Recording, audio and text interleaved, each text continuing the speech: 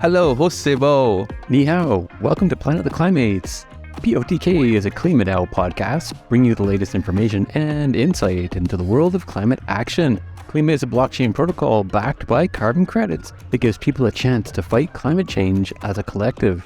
My name is Phaedrus, and I'll be your host on this adventure. So for this episode, sadly, I'm flying solo. I'm sitting down to chat with Diaz and Marta Poblet. Let's jump right into it.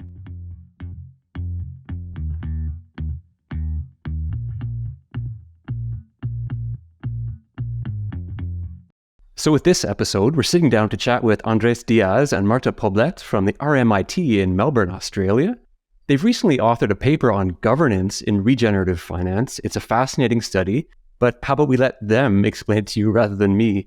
So Marta and Andres, great to have you here. Thank you so much for joining us. Maybe for just a first question, could you take a moment to just introduce yourself, maybe explain a little bit about your background, academic or professional? So my name is Andres Diaz, and I co-authored this academic paper along Marta as part of my PhD journey at the College of Business and Law from RMIT University in Melbourne. So I began this journey in 2019, and I expect to finish in the coming month. My academic background is in economics, and I have postgraduate studies in environmental and energy management and also corporate finance. Also, I built a professional career as data analyst, and I managed to publish a series of 4 academic papers as the main author and 2 complementary ones as co-author. And basically, the theme guiding this set of publications, the governance innovations for climate action enabled by blockchain technology, and the technical and institutional opportunities and challenges that stem from these environments and ecosystems. So, in particular, the paper that we will be discussing today tries to better understand the governance dynamics shaping the ReFi ecosystem and the integrity of voluntary carbon markets, while considering a perspective from the management of common pool resources. And well, finally, besides being a PhD full-time in front of the computer, I also like to play, video games, go in countryside, listen to tunes, watch films. I'm a Liverpool fan. I like to watch the games, so I'm watching the Premier League a lot. Oh, excellent. And congratulations on reaching the home stretch in your PhD. I can relate. I did go through my own doctoral study journey there a few decades back, and I'm sure we can jump into this in some of our questions later too. But yeah, fascinating work that you're doing there, and congratulations. Marta, how about you? Tell us a little bit about yourself then.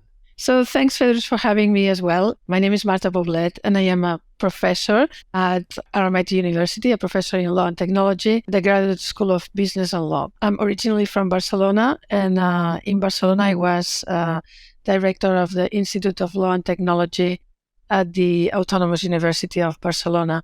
I've been studying and researching law and technology for some years now, since I graduated in my PhD in 2002. And most specifically, perhaps relevant to this podcast, is that at RMIT, we funded in 2018 the Blockchain Innovation Hub with a group of colleagues, institutional economists at RMIT as well. So it's an interdisciplinary group doing research on the blockchain from different social science and humanities perspectives. So that's where my interest about the blockchain sparked. I mean, I had heard before that, of course, of Bitcoin and blockchain, but by joining the Blockchain Innovation Hub, there is still this enthusiasm about all things blockchain and the possibilities and the challenges that decentralized technologies bring to the new landscape of emerging technologies. So when Andres came in 2019, we started working together more specifically on the topics he mentioned, and it's been an adventure ever since. So this paper that we are going to discuss a bit today is the outcome of understanding better how blockchain can underpin energy transitions and the governance of everything.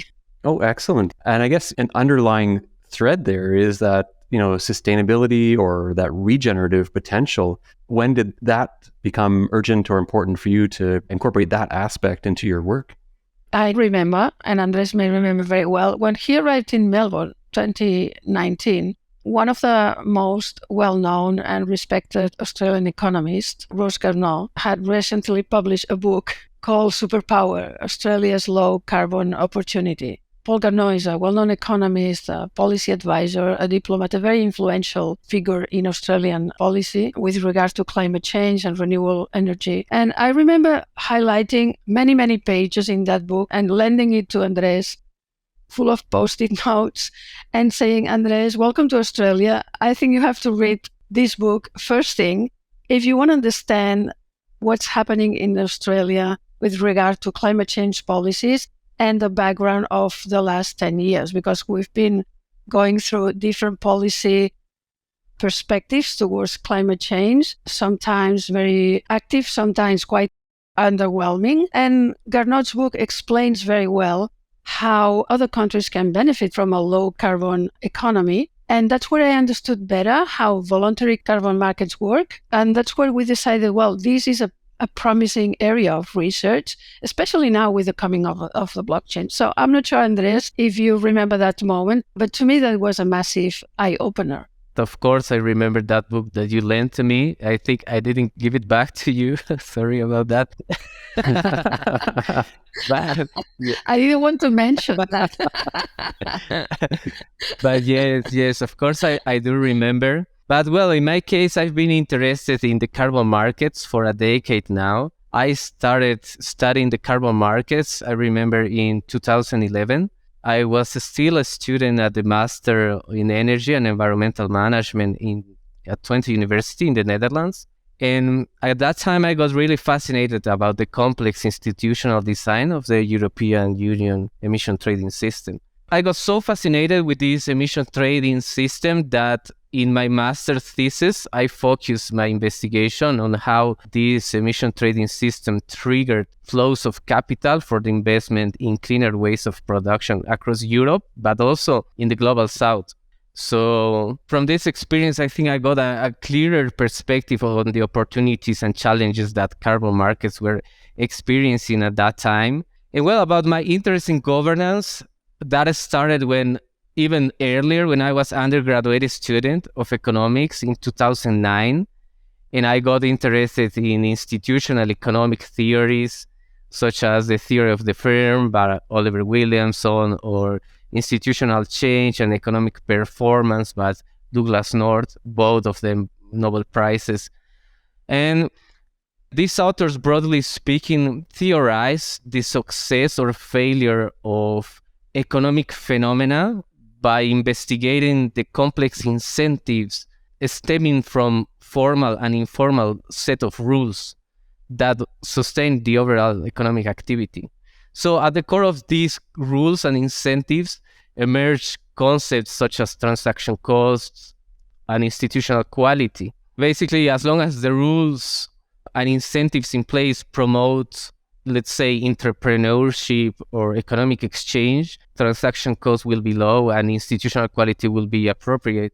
On the contrary, as long as rules and incentives promote other kind of economic activities such as corporativism or rentism modes of behavior, transaction costs will be high and institutional quality will be deficient. That's the idea. So grounding on this theoretical baggage, the study of governance basically investigates about the rules, the norms, the processes, and the incentives governing and enforcing participation within a community or a market. In other words, the governance here is a key concept to understand economic phenomena through the lens of institutional economics. Well, finally, also, I got interested in blockchain technology much more recently in 2018.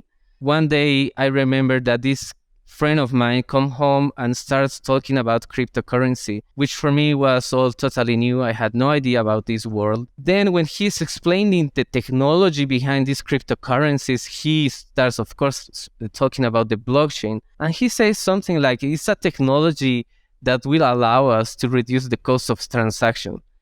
And for me, all of a sudden, I associated this sentence with all the theoretical background that I had of institutional economics, and I realized that if this technology works out, it's really capable to systemically reduce transaction costs and improves institutional quality and efficiency.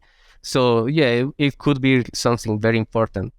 So that's why I decided, when I realized about this, I decided, okay, I need to make a research proposal and look at this more closely. Of course, from my perspective, from what I know, which is economics, renewable energy transitions, and all that led me to land in Melbourne and work with Marta.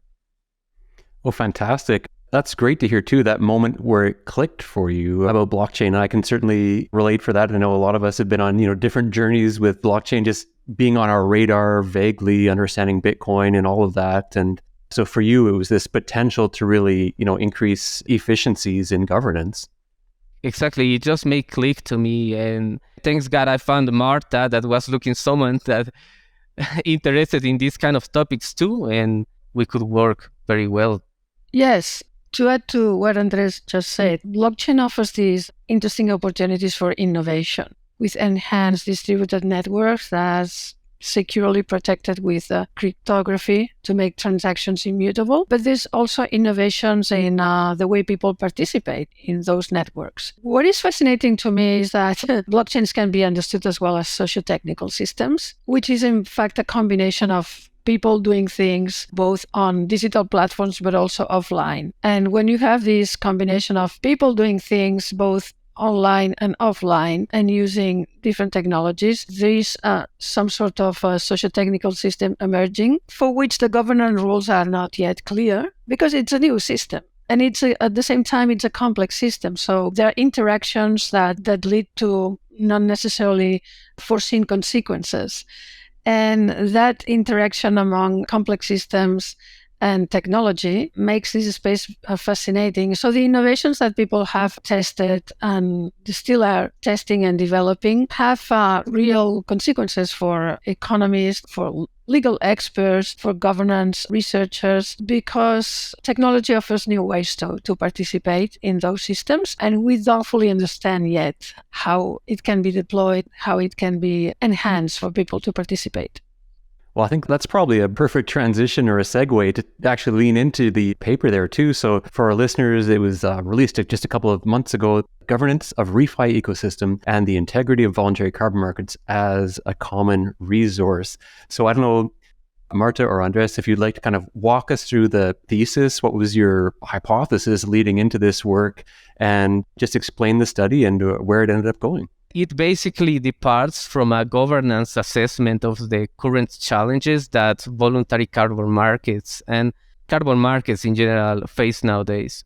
So from this perspective, the literature shows inefficiencies within voluntary carbon markets that focus on its fragmentation, illiquidity, and multiplicity of standards on one hand, but also the literature focus on some flawed practice like, the expired circulation of carbon credits, the fraudulent schemes and issues with double accounting too. So from this critical standpoint, we can see the questions arising about the factual effectiveness of the voluntary carbon markets as a proper mechanism to reduce emissions. So a better governance in this space would mean greater effectiveness for reducing emissions, of course, a better transparency for tracking efforts and results, and a legitimacy across participants that build together this space.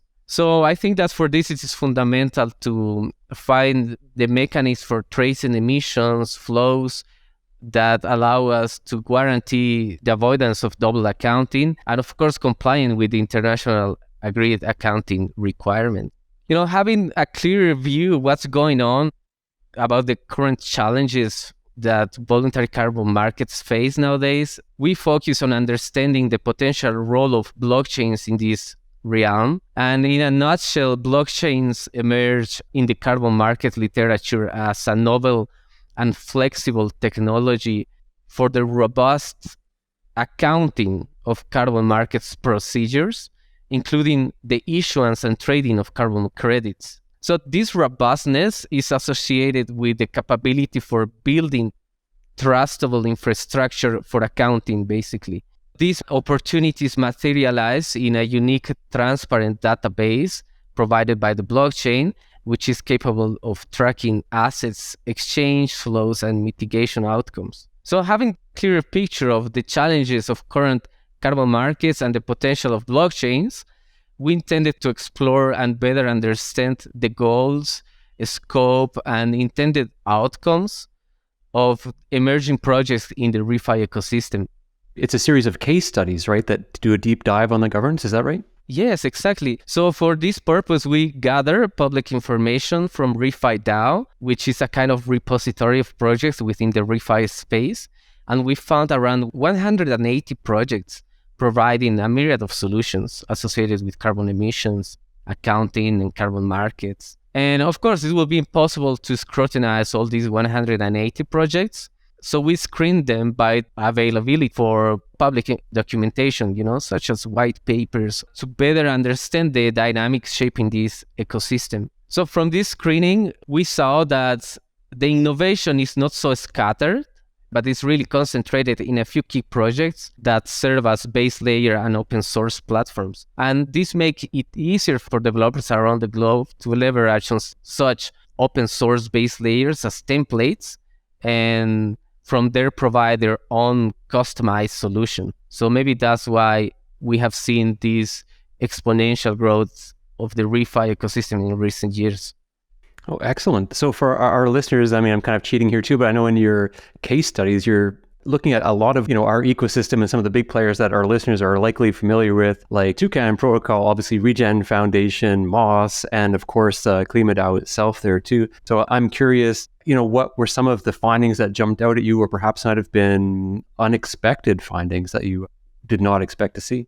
I think we were struck first by the sheer number of initiatives, nearly 200. So the effervescence of the ReFi ecosystem, we found it quite incredible. And so when we narrowed down to a few cases that exemplify how this system evolves, we were also struck by the nimble character of the initiatives and the modularity of the projects, that they can be considered as interdependent in a way, so that can be integrated.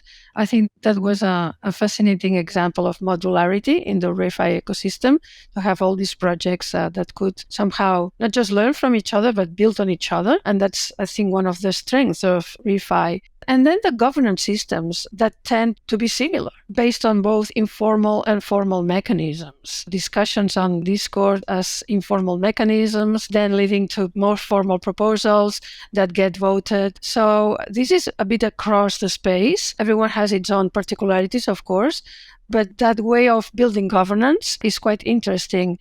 Yes, well, we find out what are the basic solutions that these developments are providing. So we've seen, and that's something that is very interesting, the idea of bridging current credit issuance from standard setting organizations such as VER or the gold standard with the blockchain-based market ecosystem via tokenization in order to provide more liquidity into the markets.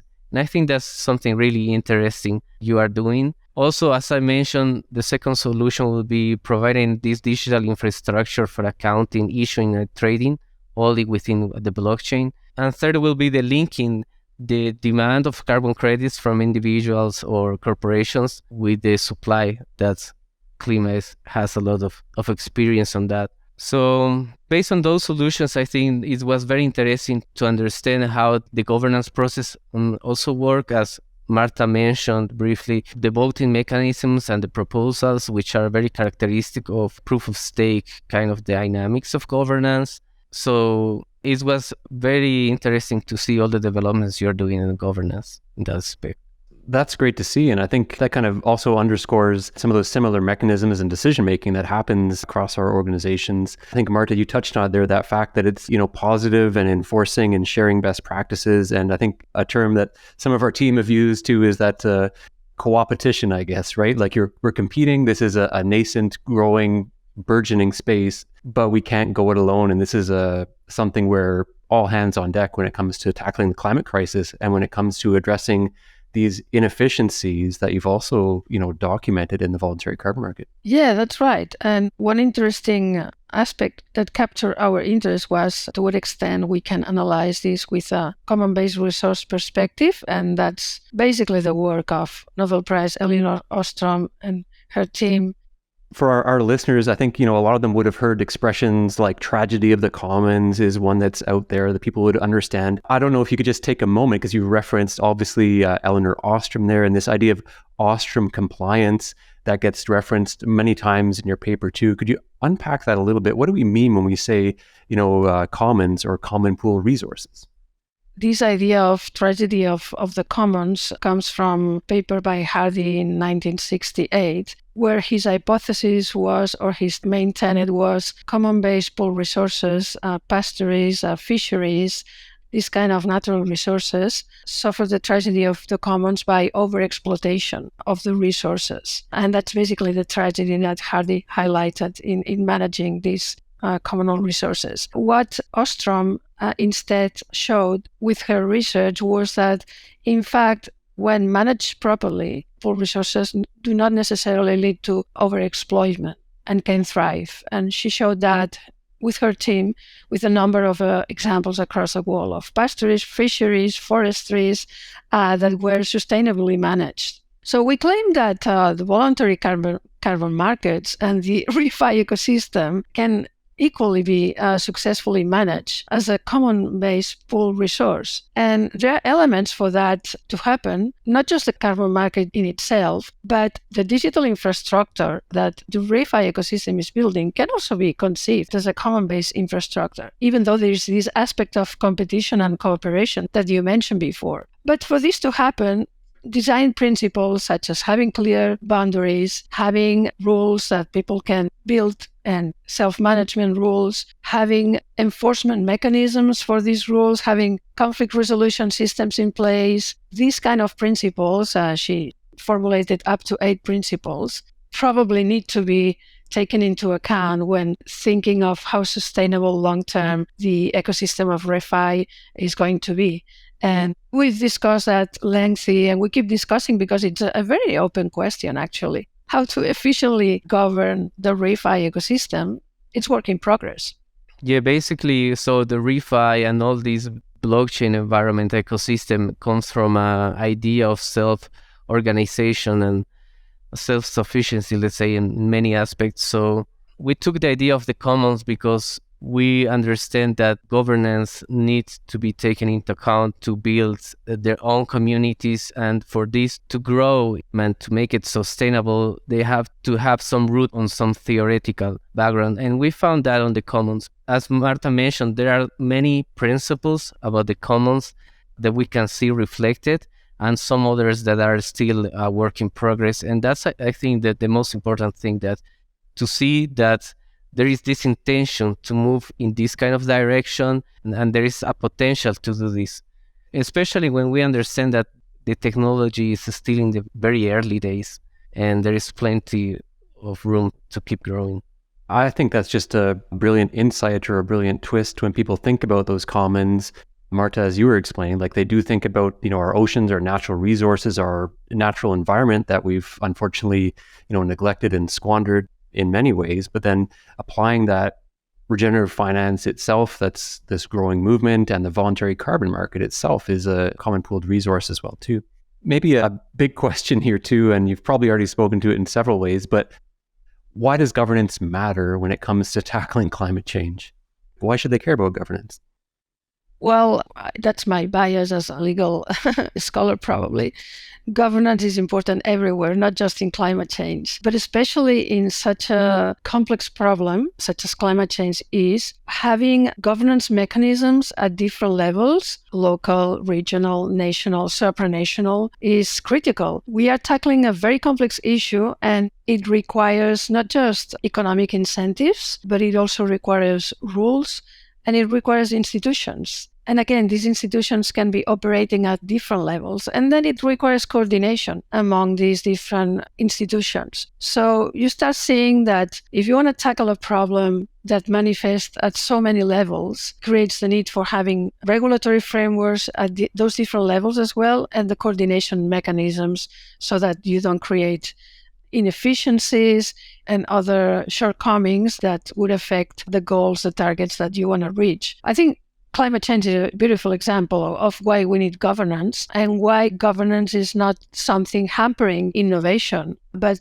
on the opposite, but governance is a way to enable innovation if done properly. If you have the incentives in place, the regulations in place, the institutions that coordinate those levels, then you can trigger the innovation mechanisms that are most needed to tackle this problem as well, at not just technological levels, but also regulatory levels. That's my take on why having the governance right from the very inception, including for DAOs, it's super important. That will guarantee the robustness of the organizations themselves. So having some time to think about carefully what are your governance mechanisms, it may be tricky initially, but long term it pays off because it makes the organization more robust. I mean, it's a very good question. I think that sometimes there is a reductionist understanding that issues of climate change, energy transitions, of carbon markets will be solved by simply introducing new technologies. However, in real life, the deployment and adoption of any technology depends on the willingness and ableness of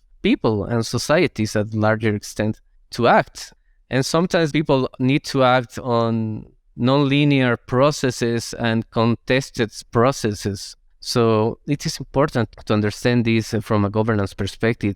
So I think that when this is not taken into account, we can overlook and sometimes even perpetuate uneven power relations and injustices, and in this way overlooked impacts on certain groups or communities. So I think that if we intend to build a new generation of voluntary carbon markets or energy systems or whatever to be effective and sustainable over time, it is determinant to look at this governance nuisance so we can contribute towards more legitimate processes and fairer designs from bottom-up perspectives.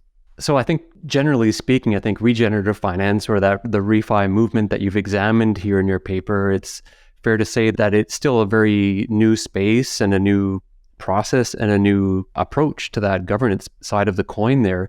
I'm just curious, from your observations outside of this paper or otherwise, what have you seen so far in that regenerative finance movement? What gives you hope, and what perhaps are some of the biggest barriers to success?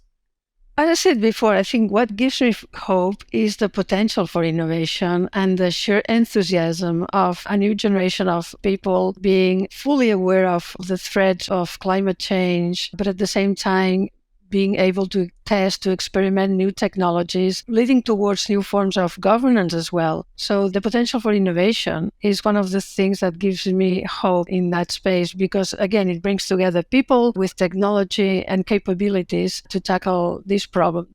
The challenges are there, obviously, and to some extent they are governance challenges. When people get stuck in discussions, disputes on how to do this better, and disputes about the continuity of those institutions on how they should evolve will be part of the landscape, and it's healthy to have these discussions. But at the same time, it's important how do we evolve and which mechanisms for monitoring what we are doing or for resolving our conflicts when they emerge are important. And I would say none of these is an impediment for DAOs to thrive in that space, and how it can be fully integrated, not just as a ReFi ecosystem, but in the broader institutional ecosystem of carbon markets and go from maybe minority or fringe technology into something more mainstream. And I think that's one of the goals that DAOs should be invested in. Excellent. Yeah. So that, for me anyways, that really illustrates that it's not just about technology that's going to save us. It's not just about the tools, but how can the governance accelerate that adoption? Andres, your thoughts there on perhaps through this work, what's given you the most hope? From what I've seen is that there is a change of philosophy that goes, instead of competition, we're talking about what you were talking before, collaboration. So I think that this is very promising because it's a change of philosophy. And the change of philosophy may have impact in all the rest, technology, governance, and all that. And that's promising for me. Yeah, so thank you so much for walking us through your paper there. And we'll definitely include a link for our listeners to go check it out and read it for themselves, because I do think it's an eye-opener and an important read for anybody trying to work in the area of regenerative finance or just curious about these novel solutions and novel governance approaches to implementing solutions to climate change. The paper you can read at the moment, it's been submitted to a journal. The final version might be looking different. So we expect comments from reviewers, and we expect comments from anyone who wants to tell us any points you can make on the paper. It's still work in progress, so we'll be happy to reflect on those comments as well from crowdsourced reviewers, and we expect to share a final version as soon as possible. Excellent. Great to hear. Definitely appreciate Andres and Marta, both of you, for the work that you're doing and looking at, governance and the importance of that in regenerative finance and what we're doing in this DAO world and the DAO journey that we're on together. So thank you again, both of you, so much for your time. Thank you again for the invitation, for giving us the opportunity to share this space. Thank you so much for having us. It's great. Bye-bye.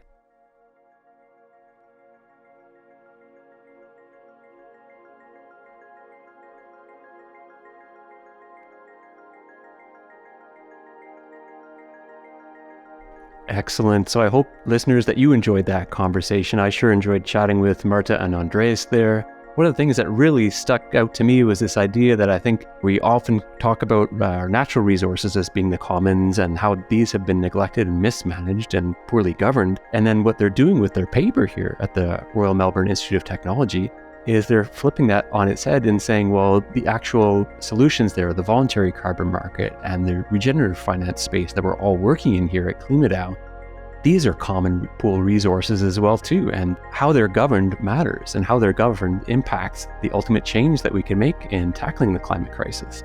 So I thought that was just a brilliant twist, and if you do have a chance, please do take the time to check out their paper that is, again, a work in progress. They do welcome feedback, they welcome engagement, they welcome comments and discussion on it, and it sure has been an eye-opener for us here at KlimaDAO, I believe, as well. As always, you can help this podcast reach even more Climates by leaving a comment or a review on your favorite podcasting platform. For everything Klima, make sure you're hitting up klimadao.finance, where you can find every POTK episode and, most importantly, leave your very own love letter to the planet and help us fight climate change.